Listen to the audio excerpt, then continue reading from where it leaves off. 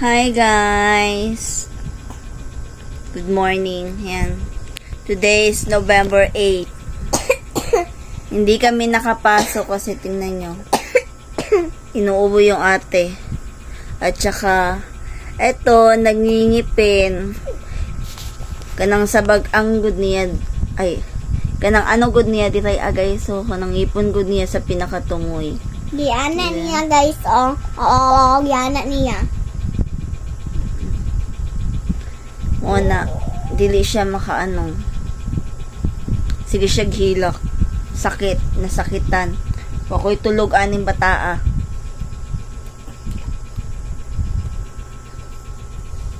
So, muna. So, sa balay rami karon. Kay dili man ni magpabilin. Unta og mamaayo na sila kay tomorrow is my birthday.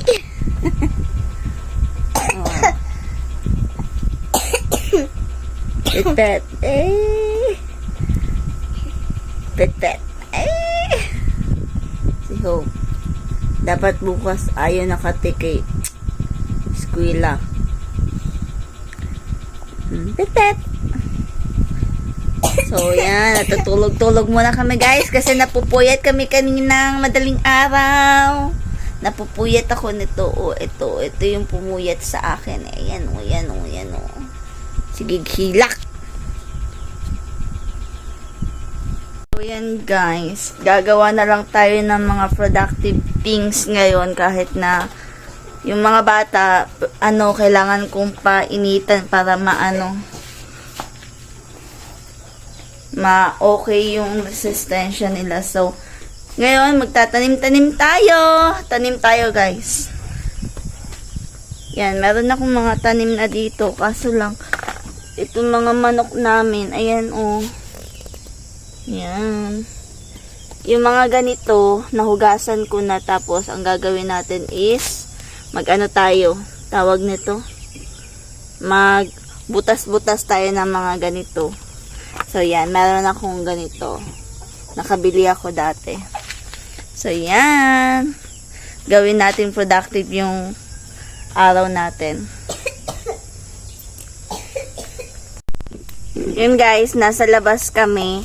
And then, yun na yung mga yung mga bubutasan natin. Mga lang to guys, mga cup noodles. Galing to sa tindahan. Tapos magtatanim-tanim tayo, ganon. Para maging productive tayo. Diba? Hindi tayo nakatunga nga lang sa, sa loob ng bahay. Oh.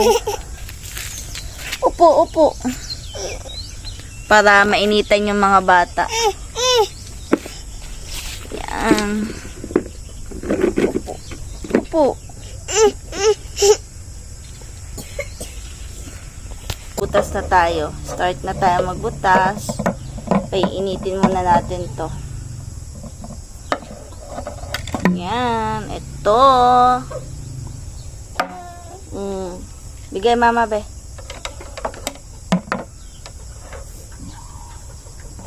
So yan. Painitin muna natin. Give mama. Yan. Ito. Diba? Mga DIY lang.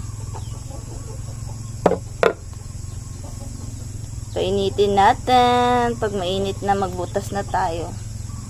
Yung iba, basa-basa.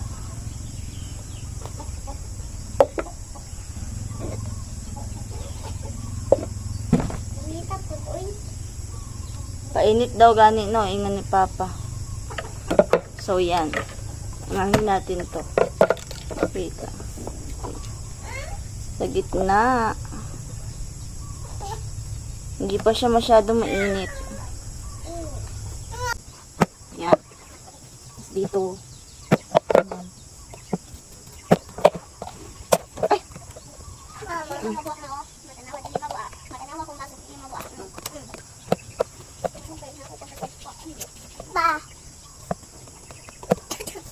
Meron tayo. Isa. Yan. Isa.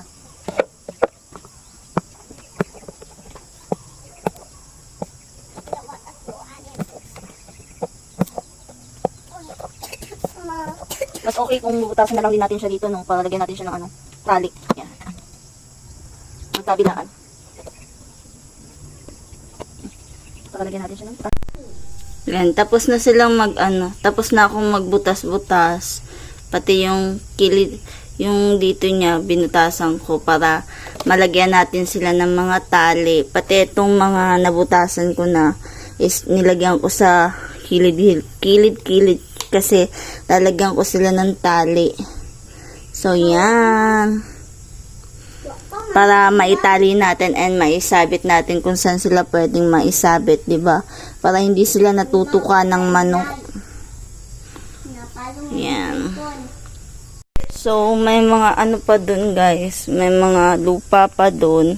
And then, dun kukuha ako ng lupa dun para maisa sila doon. Or dito na lang para hindi masyadong mainit. Kasi mainit na dun eh. So, yan. Yan yung gagawin ko today.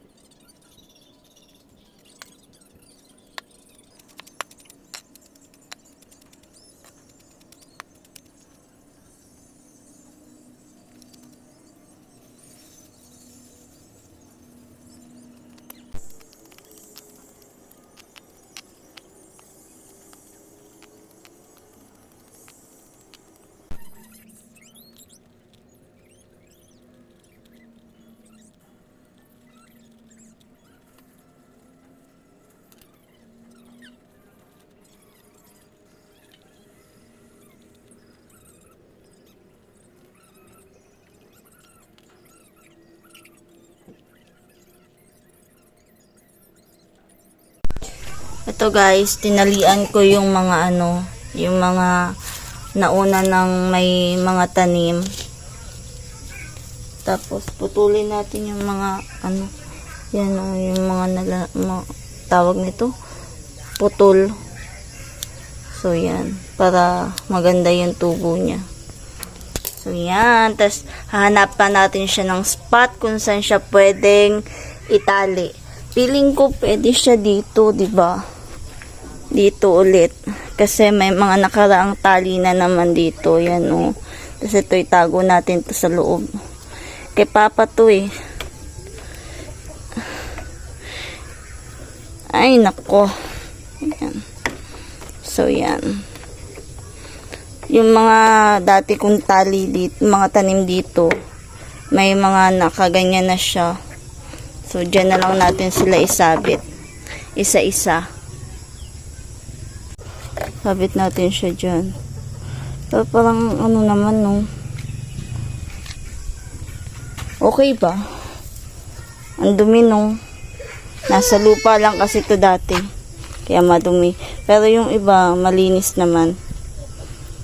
Hindi ko na sila didiligan guys kasi kagabi umulan. So, okay lang yan.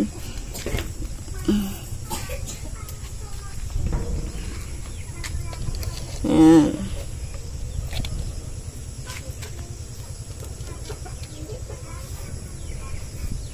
Tapos meron pa dito.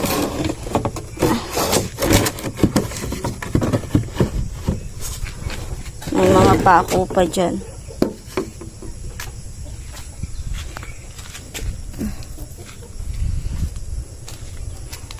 Yung iba matataas. Tapos itong maikli yung pagkakaano ko. Meron pa dito, maikli din.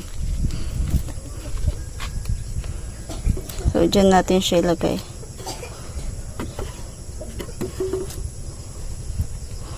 Ito, pwede pa to sana eh. Pero hindi ko alam kung anong gagawin dyan. So, ganyan. O, diba? Ay, kung na lang kaya natin.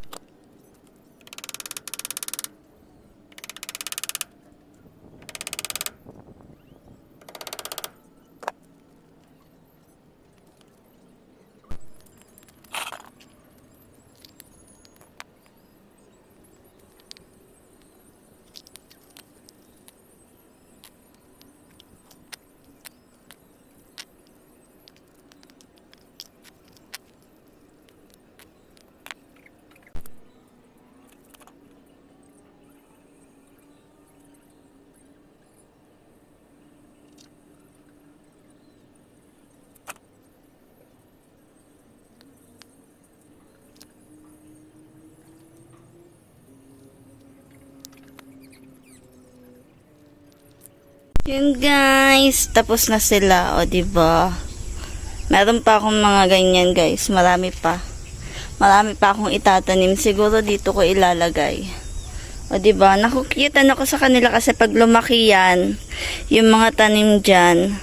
So, hindi ko alam kung maganda, pero para sa akin maganda sila. O diba? Cute, cutie. Magchachampurado ako guys.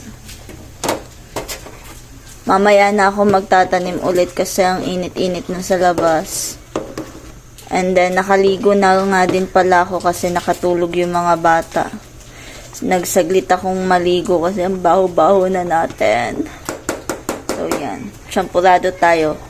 Konti lang para makakain talaga yung mga bata. Ayaw kasi nilang kumain kahit na magluto ako ng ulam. Ayaw nilang kumain. So, tinanong ko si Hope kung anong gusto niya. Sabi niya, champurado daw din. Yan. Champurado tayo. Magchampurado tayo. Milo na lang yung ilalagay ko kasi walang rich cocoa or kahit na ano dun sa tindahan. Kaya yan. Yan guys, meron pa tayong itatanim dito. Meron akong mga kamatis, tapos plano ko dito ko sila isasabit dyan. So meron pa tayo dito, oh. Yan, oh. So tatrabahuin ko to ngayon. Kagigising ko lang, alas 4 na. So yan, trabahuin natin to. Nakaligo ako ng bahagya. Tsaka nakakatulog ako kasi natulog din yung mga bata. Si Hope, okay na si Hope. Si Faith na lang. Yan, mag-vlog tayo para meron tayong upload. Ano ba yan? Si Pet. Yung mga buto natin guys, nakapag ano na nga pala ako, nalagay ko na yung natitirang lupa. So, ang itatanim natin is itong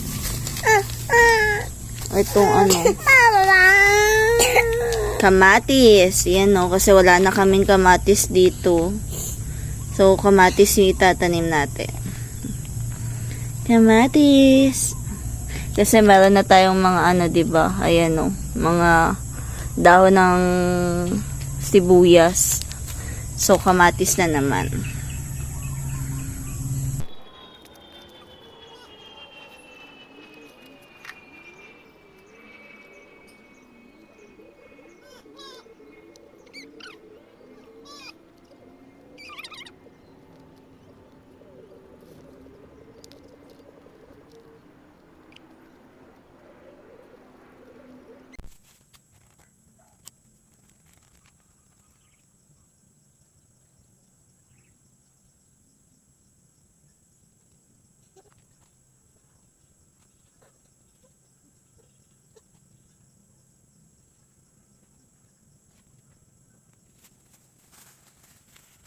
So, yan guys. Ayan na sila, oh. Hindi ko rin sila pinantay-pantay para cute sila tingnan, diba? Tapos, magdidilig na ako ngayon. Dito na side, mga sibuyas dahon. Tsaka doon mga kamatis. O, diba? Bongga. Tapos na akong magtanim at tsaka magdilig.